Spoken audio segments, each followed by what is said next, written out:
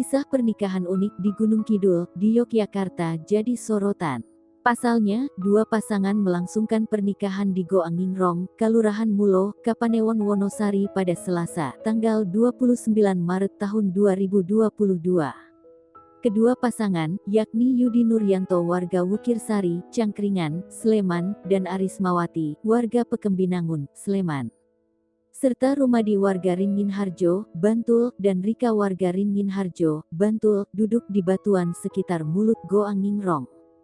Karena berlokasi di tempat tak biasa, sebelum akad nikah digelar, para pengantin dan petugas pun harus melakukan perjalanan yang cukup ekstrim.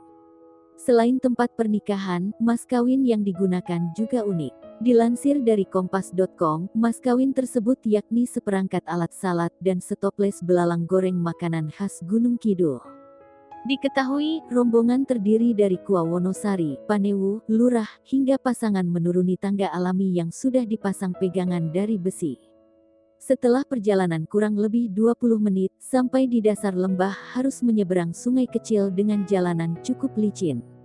Sebelumnya dilantunkan ayat suci Al-Quran Surat Al-Alaq menggema di dalam goa, dilanjutkan prosesi ijab kabul dipimpin langsung Kepala Kua Wonosari Harsono.